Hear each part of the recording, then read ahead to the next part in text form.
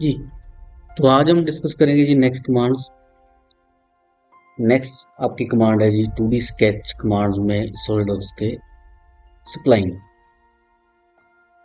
Spline basically आपकी होती है फ्री लाइन। फ्री लाइन मतलब कि इसकी रेस्ट्रिक्शन जो है वो बहुत कम है। जैसे आप 2 पॉइंट बताओगे, थर्ड पॉइंट पे अगर आप जाओगे तो वो पीछे से रिस्ट्रिक्ट नहीं हो रही है, वो मूवेबल है, मतलब कि चेंज हो रही है अपनी जगह से।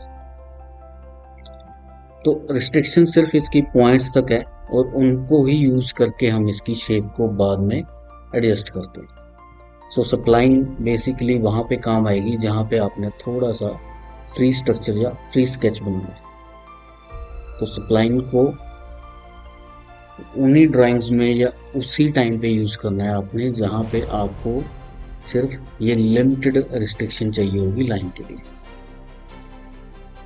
हर जगह पे सप्लाइन आपकी काम नहीं आएगी due to its limited restriction. So spline को उस तरीके से आप यूज कीजिए। नेक्स्ट है जी आपकी एलिप्स कमांड। एलिप्स आपकी होती है ओवल शेप। सिंपली इसको एक सेंटर पॉइंट, देन एक एक्स एक्सिस का एंड, एक वाई एक्सिस का end. Centre point with two axis end, one for X axis end second for your Y axis. ये दो एंड आपको बताने हैं, सेंटर पॉइंट के साथ आपकी एलिप्स लग जाती है। उसके बाद है जी आपका पार्शियल एलिप्स, जिसको आप एलिप्टिकल आर्क में बोलते हैं। एलिप्टिकल आर्क बनाने के लिए एक रफ एलिप्स बनानी पड़ती है जब भी आप बनाओ किसी भी सॉफ्टवेयर में। तो जब आप पार्शियल एलिप्स सेलेक्ट करोगे, वही centre point, first and second and, पहले आपने ये एलिप्स बना लेनी है। उसके बाद उस एलिप्स में से कितना पार्ट कहाँ पे आपको रखना है वो आप डिफाइन करते हो। So this is called partial ellipse. तो आप पहले एक एलिप्टिकल पाथ बोल लो या रफ एलिप्स बोल लो, वो बनाओगे, उसमें से फिर आप डिफाइन करोगे कि कितना पोर्शन आपको एलिप्स का रखना है, कितना नहीं। फिर आपके पास यहाँ पे ऑप्शन है जी, एलिप्टिकल आर्क का ही ऑप्शन है, which is parabola. Parabola basically अगर आप बात करो तो एक सेंटर पॉइंट से ज़्यादा कंट्रोल होता है। सेंटर पॉइंट के साथ हम शेप जो है वो एलिप्ट की डिसाइड करते हैं और उसके बाद उसको कितना एरिया, मतलब कितना पोर्शन एलिप्स का हमने बनाना है या एलिप्टिकल आर्क का बनाना है, वो डिफाइन करते हैं। सो सेंटर पॉइंट से चलती है ये। सेंटर पॉइंट बताइए और उसके बाद जितना एरिया, जितना पोर्शन आपको एलिप्टिकल आर्क का बनाना है वो बता सकते हो आप। ये बहुत कम यूज हो। नेक्स्ट है आपकी पैराबोला। तो जो आपकी पैराबोला और कोनिक, सो ये दो जो टाइप्स हैं, ये एलिप्टिकल आर्क की टाइप्स हैं। इनको आप बहुत ही रेयर यूज करोगे ड्यूरिंग योर डिजाइनिंग। सो इनको बट चलाना आपको आना चाहिए। पैराबोला सिंपली सेंटर से कंट्रोल होगी और जो कोनिक आर्क है वो एक कोन बना के, मतलब कि ट्राइंगल बना के एक उसमें कंट्रोल होगी।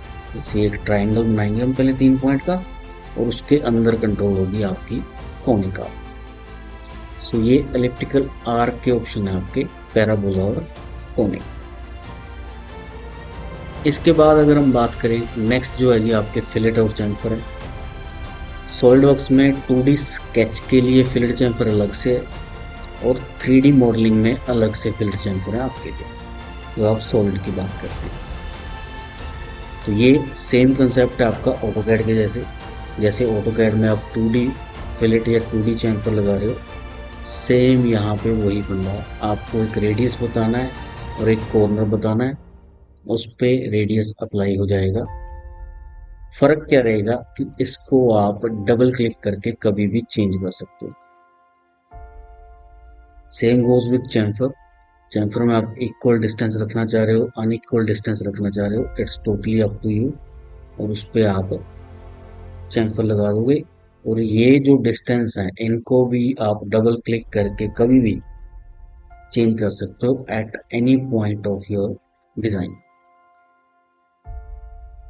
सो इस तरीके से आप अपना स्केच फिलेट और स्केच चैम्फर का यूज करोगे इन योर ड्राइंग्स।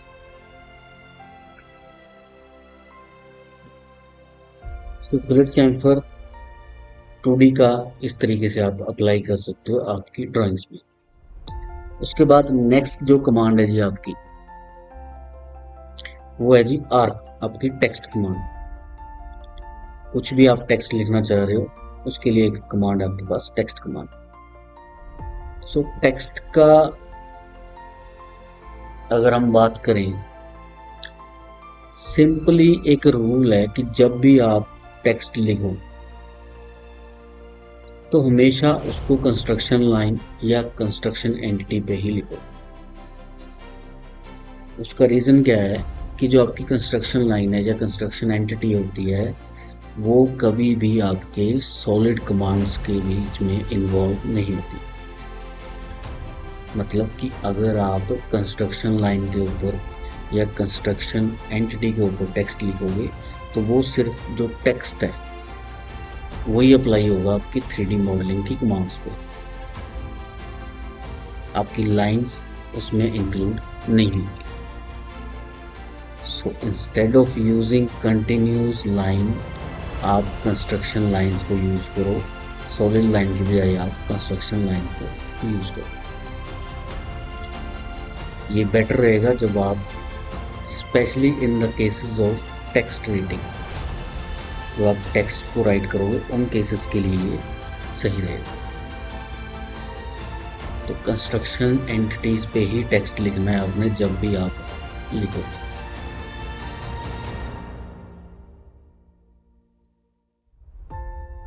उसके बाद है जी पॉइंट कमांड। पॉइंट कमांड आपकी बेसिकली जो ऐसा नाम है पॉइंट, तो वो पॉइंट लगाने के लिए।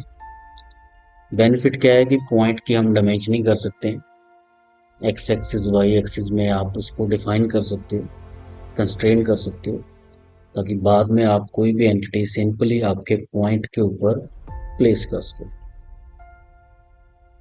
सो पॉइंट का ये बेनिफिट रहता है, जब भी आप लगाओगे पॉइंट को आप डिफाइन कर सकते हो with your X and Y axis. उसके बाद ट्रिम के साथ हमारे पास एक कमांड है जी एक्सटेंड एंटिटीज। सो अगर आपने ऑटोकैड किया है, 2D डिजाइनिंग में आप क्लियर है आपके सारे डाउट्स, तो आपको पता होगा कि एक्सटेंड स्केचेस को, जो सिंगल एंटिटी लाइंस हैं उनको स्ट्रेच करने के लिए यूज होता है। स्ट्रेच मतलब up to a mark.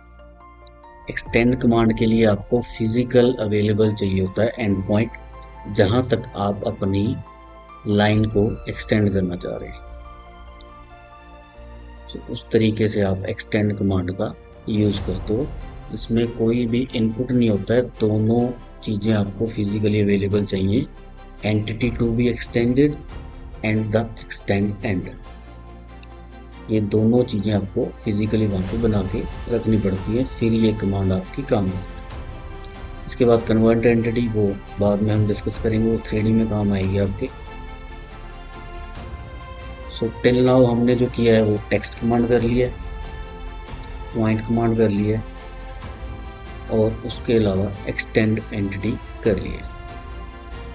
Next हम करने जा रहे हैं जी ऑफसेट कमांड, जो आपकी स्केचिंग के लिए ऑफसेट कमांड है 2D स्केच में, वो डिस्कस करेंगे।